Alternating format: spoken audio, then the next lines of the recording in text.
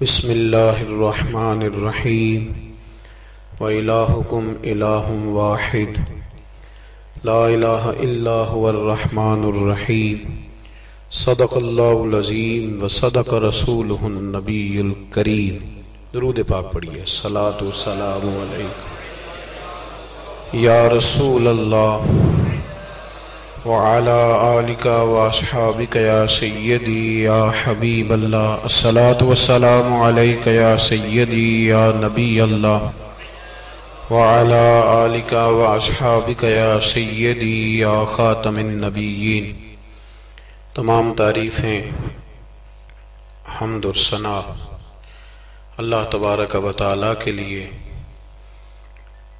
درود و سلام نبی اکرم نور مجسم شفیع معظم احمد مجتبی جناب حضرت محمد مصطفیٰ صلی اللہ تعالی علیہ وسلم کی ذات والا صفات کے لیے حمد و صلات کے بعد درس قرآن و حدیث کے عنوان سے اس بزم نور کا انعقاد ہے۔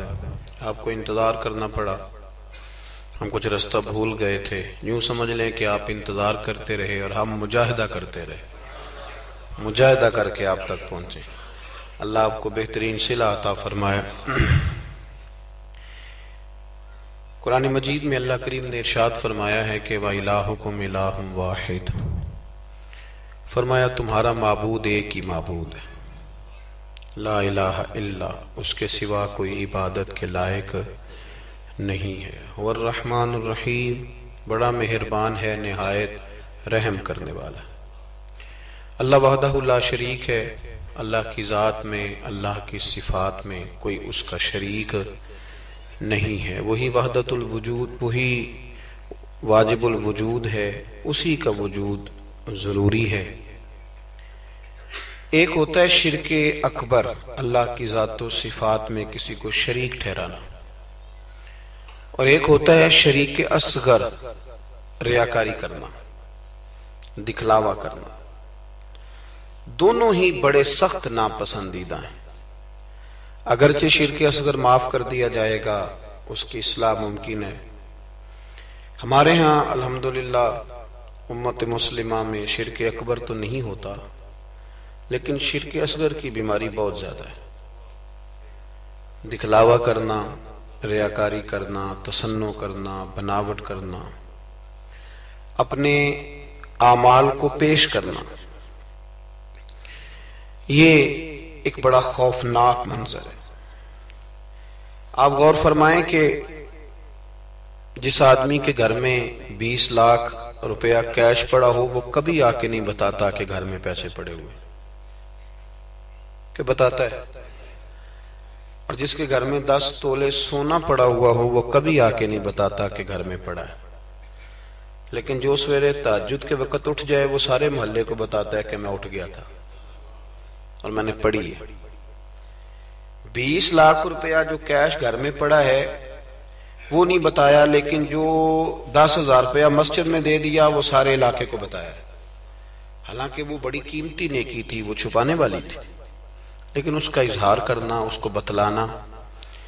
حضرت عمر فاروق رضی اللہ تعالیٰ عنہ فرماتے ہیں کہ میں اللہ کے پیارے محبوب صلی اللہ علیہ وسلم کی قبر اطہر کی زیارت کے لیے حاضر ہوا تو حضور کے مزار کے پاس بیٹھ کر حضرت معاذ ابن جبل رضی اللہ تعالیٰ عنہ رو رہے تھے۔ میں نے انہیں دیکھ کے کہا کہ کیوں رو رہے ہو؟ کہنے لگے نبی پاک علیہ السلام کی 2 حدیثیں ہیں جن کی وجہ سے میں بڑا پریشان رہتا ہوں، میں سوچتا ہوں کہیں میں زاد میں نہ آ جاؤں۔ ابن ماجہ میں حدیث موجود ہے۔ حضرت سیدنا عمر فاروق رضی اللہ تعالیٰ عنہ فرماتے ہیں کہ میں نے ان سے پوچھا کہ وہ 2 باتیں کون سی ہیں؟ تو فرمانے لگے، ایک تو نبی پاک صلی اللہ علیہ وسلم نے یہ فرمایا تھا کہ اللہ فرماتا ہے جس نے میرے ولی سے دشمنی کی، میرا اس کے خلاف اعلان جنگ ہے۔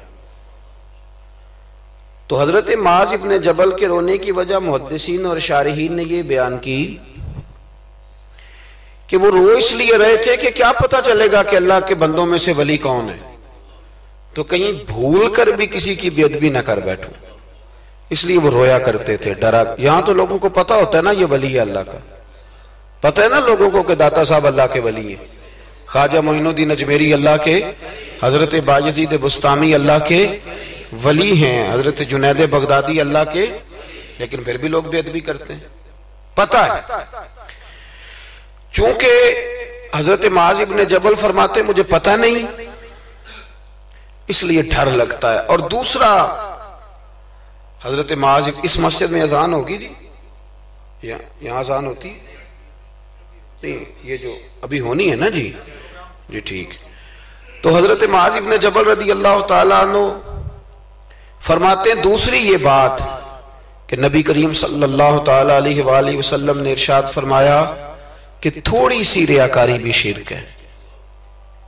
تھوڑی سی، سیاستہ کی روایت درس کر رہا ہوں، یعنی یہ نہیں ہو سکتا کہ چلیں آپ تھوڑی سی کر لیں اور باقی سارے مخلص ہو جائیں، یہ نہیں فرمایا، بلکہ فرمایا تھوڑی سی ریاکاری بھی شرک ہے. تھوڑا سا بھی دکھلاوا نہ کرو، تھوڑا سا، چونکہ ذات الہی کے لیے جو کام کر رہے ہو وہ بندوں کو کیوں بتا رہے ہو؟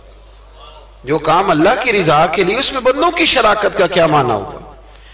میرے عزیز دوستو، ہمارے ہاں معاشرے میں گھٹن تب پیدا ہوتی ہے جب لوگ نیکیاں چھپ کے نہیں کرتے.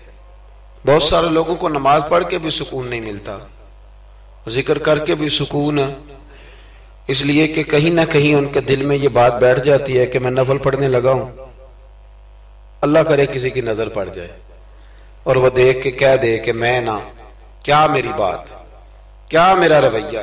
حضرت جنید بغدادی رحمت اللہ علیہ فرماتے ہیں کہ ایک شخص تھا میرے زمانے میں جس نے نیک بننے کے لیے نماز شروع کی اور بڑی پکی نمازیں پڑھتا تھا، لیکن جدھر سے گزرتا تھا لوگ کہتے تھے وہ دیکھو ریاکار جا رہا ہے، کیونکہ جس مقصد کے لیے کام کرتا تھا وہ عیاں ہو گیا. میرے پاس ایک دن آیا، کہنے لگا حضور نیک نامی کے لیے عبادت شروع کی تھی، الٹا بدنام ہو گیا ہوں. آپ فرماتے میں نے اسے کہا تو لوگوں کی طرف سے امید اتار کیوں نہیں دیتا کہ لوگ تیری تعریف کریں گے؟ تو ایک ہفتہ اس لیے پڑھ کے میرا اللہ دیکھ لے اور اللہ کے رسول دیکھ لے، اس لیے پڑھ لے ایک ہفتہ، پھر اس کے بعد مجھے بتانا. وہ شخص کہتا ہے ابھی پورا ہفتہ نہیں ہوا تھا کہ میرے پورے علاقے نے میری عزت کر دی شروع کر دی. اخلاص بڑا ضروری ہے. آپ یقین کریں اب تو یہ جو ہمارا مذہبی ماحول ہے نا، اس کے اندر بھی آپ کبھی اشتہار پڑھیں تو ایک صدارت ہوتی ہے، ایک سرپرستی ہوتی ہے، ایک نگرانی ہوتی ہے، ایک خصوصی تعاون ہوتا ہے، ایک مہمان خصوصی ہوتا ہے، ایک فلانے صاحب ہوتے ہیں، ایک فلانے صاحب ہوتے ہیں. تو کئی دفعہ بندہ سوچ میں پڑ جاتا ہے کہ یار حد ہو گئی ہے، اس گاؤں میں صرف 6 ہی بندے ہیں، یہی صرف قابل بندے تھے جن کے نام لکھ دیے گئے، اور پھر جس کے پاس نوٹوں کی دتھی ہوتی ہے اس کا فرنٹ سیٹ پہ اس کا نام لکھا ہوا ہوتا ہے، وہ آگے ہوتا ہے. ایسے تو نہ کریں آپ. اخلاص دیکھیں نا، جو بندہ ویڈیو میں آ گیا اس کا تو سب کو پتا چل گیا کہ محفل میں آیا ہوا تھا، تو جو ویڈیو میں نہیں آیا اس کا بندوں کو پتا چلے نہ چلے، رب رسول کو تو پتا ہے نا کہ آیا ہوا تھا. آپ کی اس محفل کا مہمان خصوصی پتا کون ہے؟ بتا دوں؟ میں نہیں، میں تو سیدھا سٹیج پہ آیا ہوں، سٹیج سے سیدھا گاڑی میں جاؤں گا. اس محفل کا مہمان خصوصی وہ ہے جس نے یہاں جھاڑو دیا مسجد میں، جس نے صفیں بچھائی ہیں، جس نے جو پیچھے بیٹھا ہے، جس نے بیچارے نے یہاں سارا دن محنت، جس نے اشتہار لگائے، وہ مہمان خصوصی جس نے محنت کی. باقی تو آئے لوگ صدارت کر کے گزر گئے. اخلاص والا عمل زندہ رہتا ہے. اور اگر آپ ناراض نہ ہوں تو میں تو ریاکاری کا سادہ ترجمہ کیا کرتا ہوں، اگر آپ کہیں تو کر دوں. تسی بولے نہیں، 2-4 تے بندے بولے، رہن دینے ہیں، کوئی اور گل کر لے. کر دوں ریاکاری کا سادہ ترجمہ؟ میں ریاکار کو نہ اداکار کہتا ہوں. میں کہتا ہوں جو ریاکار ہوتا ہے یہ بنیادی طور پہ تو اداکاری لمبی چلتی کوئی نہیں، بندہ تھک جاتا ہے. اداکاری لمبی نہیں چلتی، لمبا کام اخلاص والا چلتا ہے. وہ تھوڑا ہو وہ اخلاص والا چلتا ہے. خلوص کا معاملہ کریں بھئی، کچھ کام تو ایسے کریں جو فقط اللہ اور اس کے رسول کی رضا کے لیے، اور ان کو چھپائیں کہ کوئی بندہ دیکھ نہ لے، چھپا کے رکھیں. مخلص فی الدین، اللہ کی رضا کے لیے.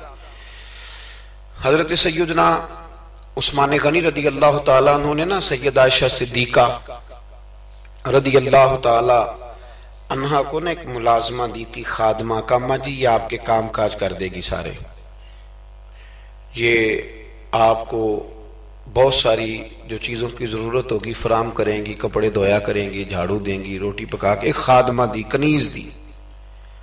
وہ کنیز کہتی ہے کہ میں تو گئی تھی حضرت عائشہ کی خدمت کرنے، اور وہاں منظر یہ تھا کہ جناب عائشہ میرے بھی سارے کام کر دیتی تھی۔ وہ روٹیاں پکانے کھڑی ہوتی تو 2 روٹیاں مجھے بھی پکا دیتی، وہ کپڑے دھونے کے لیے کھڑے ہوتی تو کہتی لا تیرا دوپٹہ میں بھی دھو دیتی ہوں۔ وہ میرے سارے ہی کام کر دیتی، لیکن جب کوئی دروازے پہ بھیک مانگنے آتا نا تو جناب عائشہ صدیقہ مجھے پیسے دے کے کہتی جاؤ اسے دے آ۔ تو میں عرض کرتی کہ اماں جی سارے کام آپ میرے بھی کر دیتی ہیں، اور جب باہر کچھ دینے کی باری آتی ہے تو آپ مجھے بھیجتی ہیں، تو اس میں کیا حکمت ہے؟ تو جناب عائشہ صدیقہ رضی اللہ تعالیٰ عنہ کی سوچ دیکھیں، پھر لوٹیں میرے دوست، دیکھیں ہماری اماں ہماری تربیت کیسے کرتی ہیں، دیکھیں ان کا انداز فکر کیا ہے سوچنے کا۔ جناب عائشہ صدیقہ رضی اللہ تعالیٰ عنہ فرمانے لگی جب تو باہر جا کے اس کو خیرات دے گی نا تو وہ تجھے دعا دے گی، تو وہ سمجھے گی کہ یہ مجھے دے رہی ہے، وہ دعا بھی تجھے ہی دے جائے گی۔ میں دعا بھی نہیں لینا چاہتی، میں نے جو بھی اجر لینا ہے قیامت کے دن اپنے رب کریم سے ہی لینا ہے۔ میں چاہتی ہوں کہ دعا بھی تو ہی لے لے، میں دعا والا۔ یہاں تو 36 مرتبہ شکریہ ادا کرنا پڑتا ہے، 36 مرتبہ۔ فلانا آیا اس کا بھی شکریہ، فلانا آیا اس کا بھی شکریہ، فلاں صاحب آئے ان کا بھی شکریہ، اتنے شکریہ ادا کرنے پڑتے ہیں۔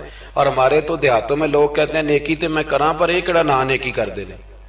میں کہ چلو انہوں نے کہنے ہیں تساں نیکی کیتی تواڈے اشتہار چھپوا دینا، بندہ بڑا چنگا بھی میرے نال نیکی کر گئے، اس کے پوسٹر لگنے چاہیے۔ نیکی کس کے لیے کی تھی؟ بولیے سارے بولیے۔ تو اللہ کو بتانے کی ضرورت ہے۔ ہمارے ہاں تو ختموں میں بڑا برا حال ہوتا ہے، ایک لسٹ دی جاتی ہے بڑی لمبی،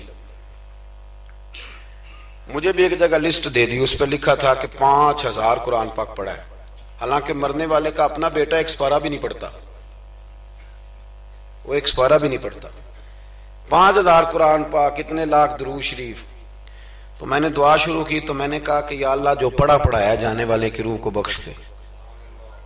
تو بعد میں مجھے وہ کہنے لگے پیر صاحب آپ نے بتایا ہی نہیں کیا کچھ پڑھا تھا۔ میں کہا کہنے دسنا ساجے، کس کو بتانا تھا؟ ثواب کس نے دینا ہے؟ اس کو ضرورت ہے بتانے کی؟ معاذ اللہ، آپ کیسی بات کرتے ہیں؟ یعنی یہ ثواب بھی اب بندوں کو بتائیں گے؟ پھر جی یہ 50,000 روپیہ میں اپنے ابا جی کی طرف مسجد دینے لگا ہوں تو یہ ختم میں یہ بھی اعلان کر دیں۔ اچھا جناب ابا جی آپ کو کیا دے گئے؟ کہنے لگا 2-4 ایکڑ زمین بھی، کاروبار بھی، پیسے بھی۔ تو میں نے کہا اس نے بھی مسجد میں اعلان کرایا تھا کہ بغیر اعلان کے دے گیا ہے؟ میں تو نہیں، وہ تو بغیر اعلان کے دے گیا، تو اس میں سے 20,000 دے رہا ہے، اس کا بھی اعلان کرا رہا ہے۔ اور قاری صاحب بیچارے کئی دفعہ خطیب صاحب الجھ جاتے ہیں، اس لیے کہ جب وہ 1000 روپیہ دینے آتا ہے تو کہتا ہے صحیح کر کے دسیا دے محمد بشیر دکھن علامت بندے پہاڑ والا سمجھ لیں، صحیح کر کے بتانا، ہنسنے کے لیے نہیں رونے کے لیے بات کر رہا ہوں۔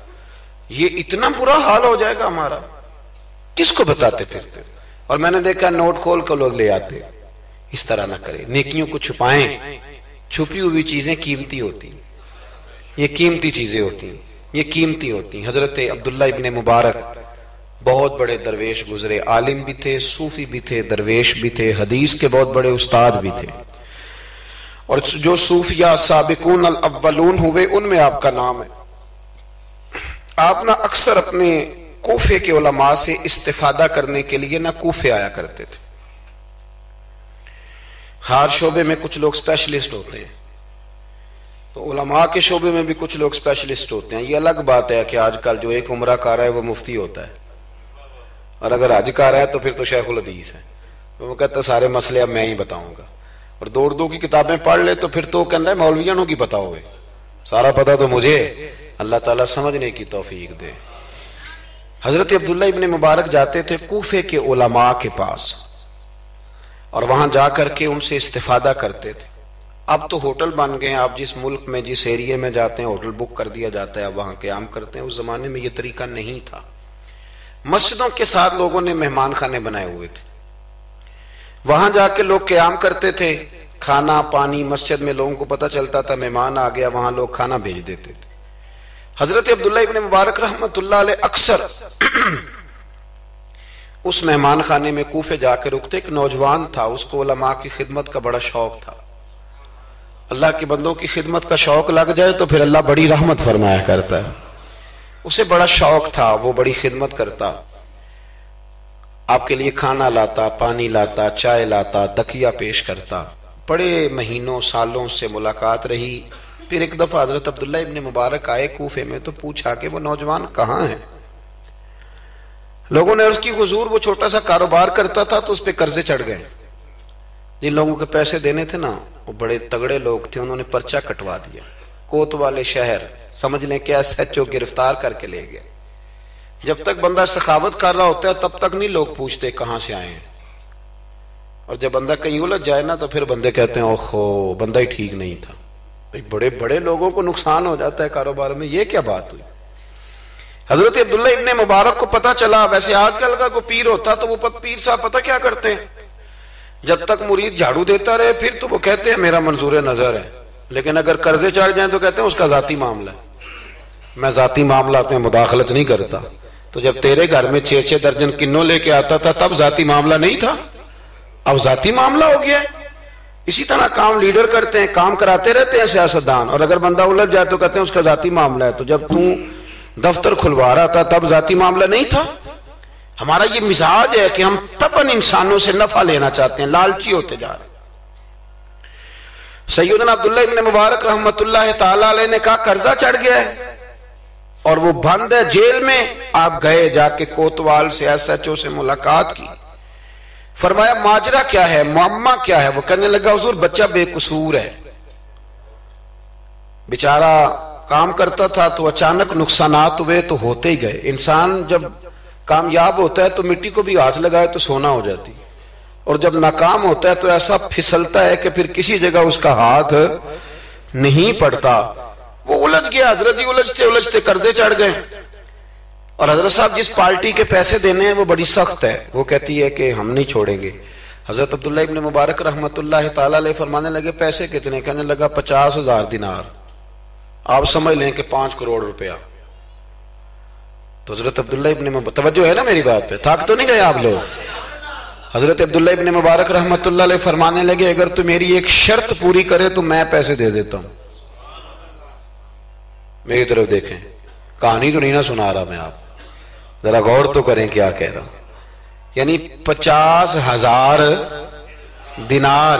فون بند کر دیتے ہیں لوگ اگر آپ کو پیسوں کی ضرورت پڑ جائے تو, لوگ فون بند کر لیتے ہیں. ویسے کہنے چودھری کو حکم ہوا تھے 10 اور جب وہ بتا دے پھر چھٹی. 50,000 دینار. حضرت عبداللہ ابن مبارک رحمت اللہ علیہ فرمانے لگے میری ایک شرط پوری کر, پیسے میں دیتا ہوں. اس نے کہا حضور 50,000 دینار ہیں. فرمایا میں نے سن لیا ہے پر میری شرط پوری کر. اس نے کہا حضور وہ کیا. تو آپ فرمانے لگے اس نوجوان کو بتانا نہیں اس کے پیسے کس نے دیے,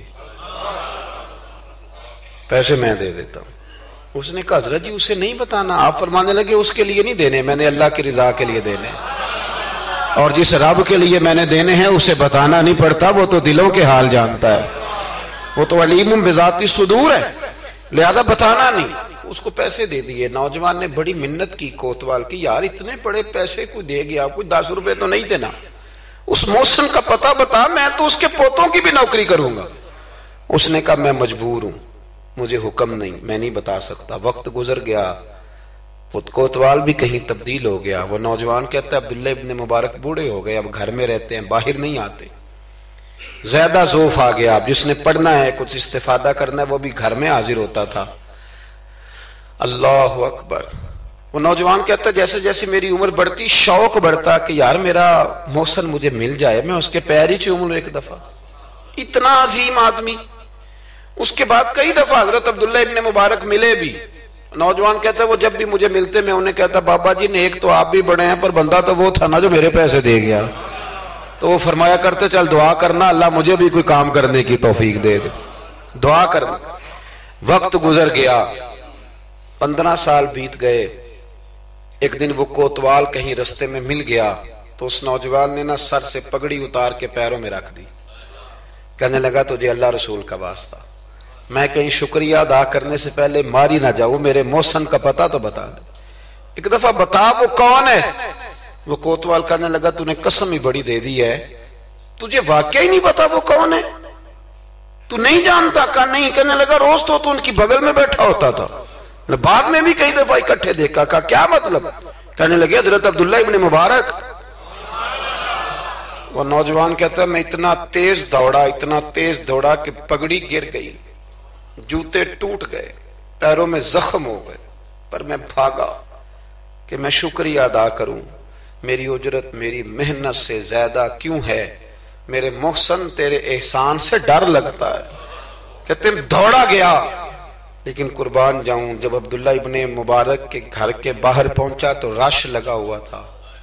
میں نے لوگوں سے پوچھا کیا ہوا, تو کہنے لگے 2 گھنٹے گزرے, عبداللہ ابن مبارک انتقال کر گئے. یہ ابھی 2 گھنٹے گزرے, ابھی بے قدراں کچھ قدر نہ جاتی, کیتی خوب تسلی ہو, دنیا دار پجاری زر دے, کتیاں دے گل ٹلی ہو, بک بک روشن اکھیاں تکیو ویکھ حویلی کلی ہو, تے کوچ نصیر اساں جدوں کیتی پہ جانی تھر تھلی ہو. دنیا جمع ہو گئی, لوگ رو رہے ہیں. وہ نوجوان کہتا ہے کہ میں اندر داخل ہوا تو سفید کفن میں نے نورانی چہرے والا بابا لیٹے ہوئے دیکھا, اور میں نے پھر اپنی داڑھی ان کے پیروں میں رکھی, اور میں نے کہا بابا آپ نے تہجدیں کتنی پڑھی آپ جانے اور آپ کا رب جانے, قرآن کتنے ختم کی آپ جانے اور اللہ جانے, کتنے لوگوں کو علم حدیث دیا آپ جانے اور آپ کا رب جانے, پر جو آپ نے میرے ساتھ کیا ہے نا, مجھے امید ہے اس ایک نیکی کی برکت سے ہی رب آپ کو جنت عطا کر دے. یارو کوئی کام کرنا بھی تو اسے دکھا لینا, اس پر اس قدر زیادہ. تشریف رکھیں جی, اللہ خوش رکھے آپ کو. میں تو خدمت تھوڑی کرانے آیا ہوں, اللہ آپ کو بہت ساری عزتوں سے نواز. میری خدمت اتنی ہے کہ آپ میری کوئی ایک بات سمجھ جائیں, اللہ آپ کو جزائے خیر دے. عزیز دوست, اگر مزاج میں خلوص ہو, ایک دیکھیں نا, بیوی کو آپ سارا خرچہ دیں, اس کی ہر بات مانے, لیکن اسے پتہ چل جائے کہ میرے ساتھ مخلص نہیں, کہیں اور بھی اس کی نظر ہے, تو گھر بستا ہے. اور اگر خامد کو پتہ چل جائے کہ کپڑے بھی وقت پہ دھو کے دیتی ہے, روٹی بھی ٹائم پہ پکاتی ہے, لیکن میرے ساتھ مخلص نہیں, تو گھر چلتا ہے؟ اخلاص نہ ہو تو گھر نہیں چلتا, تو پورا دین کیسے چلے گا؟ لیکن لوگ دکھاتے پھرتے ہیں اپنا, آپ بتاتے پھرتے ہیں, الجھ گئے ہیں. کیا ضرورت ہے ان چیزوں کی؟ اگر آپ کے اندر خوشبو ہے تو خوشبو کو تھوڑی ضرورت ہے کہ وہ بتائے کہ میں خوشبو ہوں. خوشبو بتایا نہیں کرتی, خوشبو آیا کرتی ہے. خوشبو بولیے آیا کرتی. امام زین العابدین, بس بات سمیٹنے لگا ہوں, امام زین العابدین حضرت امام حسین کے کربلا میں بچنے والے اکیلے شہزادے, نواسہ رسول, جگر گوشہ بطول, حضرت سیدنا امام زین العابدین بیمار کربلا رضی اللہ تعالیٰ. امام زین العابدین نا, ان کا وصال ہوا تو جب ان کو غسل دیا جانے لگا تو ان کی پشت پر موٹے موٹے نشان تھے. لوگوں نے آپ کے صاحبزادے سے کہا یہ نشان کس بات کے ہیں؟ تو صاحبزادے رو پڑے, فرمانے لگے میرے ابا جی نا رات کو اناج کی بوریاں اپنی پشت پہ رکھ کے غریبوں کے گھروں میں پہنچا کے آیا کرتے. تب لوگوں میں تجسس پیدا ہوا کہ صاحبزادے آپ کہاں رہتے تھے؟ تو فرمانے لگے میں کئی دفعہ عرض کرتا تھا کہ مجھے دے دیں, میں دے آتا ہوں. تو فرمایا کرتے تھے پتر اگر تمہیں دوں گا تو پھر اس غریب کا نام بھی بتانا پڑے گا, پھر اس غریب کا نام بھی بتانا پڑے گا, تو میں اسے رسوا نہیں کر سکتا. میرا اس کا اور میرے اللہ کا راز ہے. یار کوئی تو نیکی ہو جو چھپی. ہمارے ہاں لوگ کہتے ہیں جی پہلے پتہ کرانا ہے بندہ مستحق ہے کہ نہیں, ہے نا جی. پہلے میں نے امام شافعی سے بھی ایک بندے نے آ کے کہا تھا, اس نے کہا تھی میرا دل بڑا کرتا ہے سخاوت کروں پر مستحق بندہ کوئی نہیں ملتا. تو امام صاحب فرمانے لگے تیرے پاس جو کچھ اللہ نے تجھے دیا ہے تو اس کا مستحق تھا, تیرا حق بنتا تھا. وہ چپ کر گیا. کہنے لگے اگر رب کریم نے تیری خوبی کوئی نہیں دیکھی اور تجھے اپنے فضل سے عطا کر دیا تو اللہ کے بندوں کو کیوں ٹٹولتا پھرتا ہے؟ اب تو انٹرویو اتنا سخت لیا جاتا ہے, اتنا سخت غریب کا انٹرویو ہوتا ہے کہ وہ کہتا ہے اس خیرات سے تو مر جانا ہی بہتر ہے. اتنا سخت انٹرویو لیا جاتا ہے. ہم سخت ہو گئے ہیں ہمارے مزاجوں میں. ہر مانگنے والا آدمی دکاندار. میں رات کو نا لاہور تھا, تو واپسی پہ ایک جگہ پہ نا لاہور سے آتے ہوئے ایک پیٹرول پمپ پہ قریب ہی لاہور کے بریک لگائی بچے نے, کچھ تیل بھروانا تھا, کچھ اور طبی ضروریات تھیں. تو ایک بچی کوئی 10-12 سال کی وہ قریب آ گئی کھلونے لے کے. تو اس نے کہا انکل جی کھلونا لے لو. میں نے اس سے کہا بچے سے کہ کھلونا ہم نے کیا لینا ہے، اس کو 10-20 روپے دو اور ساتھ اس کو کہو کہ بیٹی رات بڑی ہو گئی ہے گھر چلی جا، زمانہ ٹھیک نہیں۔ تو اس نے شیشہ کھول کے 20 روپے اس کی طرف بڑھائے تو بچی کہنے لگی انکل میں مانگتی نہیں۔ تو بیٹیاں نا، میری بیٹی کی عمر کی تھی وہ بھی، میں نے بڑی عجیب سی طبیعت میں بات اتری تو میں نے کہا بھی اس سے کھلونا خرید لو، 200 روپے کا کھلونا خریدا۔ تو اس کو میں نے کہا پتر اتنی رات کو یہاں کیوں گھومتی ہو، 10 بجنے کو ہیں اور آپ اس وقت؟ تو کہنے لگی چچا وہ سامنے کرسی پہ میرے ابا جی بیٹھے، ان کا ایکسیڈنٹ ہو گیا اور ان کی ایک ٹانگ اور ایک بازو کام نہیں کرتا۔ تو میں آپ کو افغانستان کی غربت نہیں سنا رہا، یہ میں آپ کو اپنے ملک کی بات بتا رہا ہوں۔ ہمارے ہاں جس کے پاس 4 پیسے آتے ہیں وہ کہتا ہے ساری دنیا ہی امیر ہے، وہ پھر غریبوں کا دکھ بھول جاتا ہے۔ تو کہنے لگی وہ میرے ابا جی بیٹھے ہیں، میں ان کے ساتھ آئی ہوں، تھوڑا سا سامان اور بیچنا ہے پھر ہم نے گھر چلے جانا ہے۔ تو وہ ساری رات میری آنکھوں کے سامنے بچی گھومتی رہی، میں سوچتا رہا کہ اللہ تو مہربانی فرما، بیٹیاں تو برابر ہوتی ہیں، بیٹیاں تو برابر ہوتی ہیں۔ کہنے لگی سودا ابا ہی لے کے آتا ہے پر وہ چل نہیں سکتا۔ میں کہہ رہا تھا یار کیا کرنا ہے ان دولتوں کا جو لوگوں نے سمیٹ کے جیبوں میں رکھی ہوئی ہیں، کس کام کی؟ بشرط یہ ہے کہ ہم تو پیسے وہاں لگائیں گے جہاں میچ ہوگا نا کپ کا، اور ہمیں مہمان خصوصی بنایا جائے گا، وہاں ہم پیسہ خرچ کریں گے۔ اور ہمیں جب کبڈی میں بلایا جائے گا کہ چلو صاحب آپ مہمان خصوصی ہیں تو آپ نے اتنے پیسے دینے ہیں، تو وہاں ہم دیں گے جہاں فوٹو بازی ہوگی۔ اخلاص، خلوص، للہیت، یہ حسن ہے، اس کو اپنائیے، اللہ ہمیں سمجھنے کی توفیق عطا فرمائے۔ میں مسافر سا آدمی ہوں، ابھی ایک جگہ پہ اور بھی آگے جانا ہے، اور یہ بھی دعا کریں کہ رات کا وقت ہے کوئی رستہ آسانی سے مل جائے۔ ہم جو پروٹوکول نہ لینے والے بندے ہیں نا، انہیں رستہ بھی مشکل سے ملتا ہے۔ پروٹوکول والے ہوں نا جی، جماعتیں ہوں بڑی بڑی، ایک جماعت کا صدر اس کونے میں کھڑا ہے، ایک اگلے محلے میں کھڑا ہے، ایک اگلے میں، پھر ذرا آسان ہو جاتا ہے۔ جگہ جگہ پروٹوکول ہوتا ہے نا، بغیر پروٹوکول کے جب گاڑیاں چلتی ہیں تو پھر اندھیروں میں کھو بھی جاتی ہیں کئی دفعہ۔ اللہ تعالیٰ آپ کو بڑی عزتیں عطا کرے اور بہت ساری برکتیں دے۔ میں دعا کے بعد رخصت لوں گا، کیونکہ جب آپ ملنے کے لیے دوڑتے ہیں تو کئی دفعہ بڑی دقت ہوتی ہے کہ یار لوگ پیار کر رہے تھے کیوں نکل گئے، لیکن آگے بھی کچھ لوگ انتظار کر رہے ہیں۔ اللہ آپ کو سلامتی عطا کرے۔ اللہم صلی علی سیدنا و مولانا محمد عدد ما فی علم اللہ صلاۃ دائمۃ بدوام ملک اللہ۔ اللہ جن لوگوں نے بندوبست کیا ان کی کوشش قبول فرما، جو تشریف لائے انہیں قدم قدم پہ راحتیں عطا فرما۔ اے عرش و فرش کے مالک ہمارے گناہ معاف کر دے، ہمارے گناہ معاف کر دے، ہمارے گناہ معاف کر دے۔ بھول جاتے ہیں ہم سے درگزر فرما، ہمارے حق میں رحمت والے فیصلے فرما، امت کی خیر فرما، امت کی خیر فرما، امت کی خیر فرما۔ اے اللہ کشمیر کی بیٹیاں روتی ہیں ان کی مدد فرما، فلسطین کی مائیں تڑپتی ہیں ان کی مدد فرما، برما کے مجبور خیموں میں رہتے ہیں ان کی مدد فرما۔ عراق، شام، فلسطین سارا ٹوٹ گیا ہے، اللہ ان کی مدد فرما۔ پاکستان کو نظام مصطفیٰ صلی اللہ علیہ وسلم کا گہوارہ بنا دے، ہماری مسجدیں آباد کر دے، ہماری مسجدیں آباد کر دے، ہمارے دلوں کو روشن فرما دے۔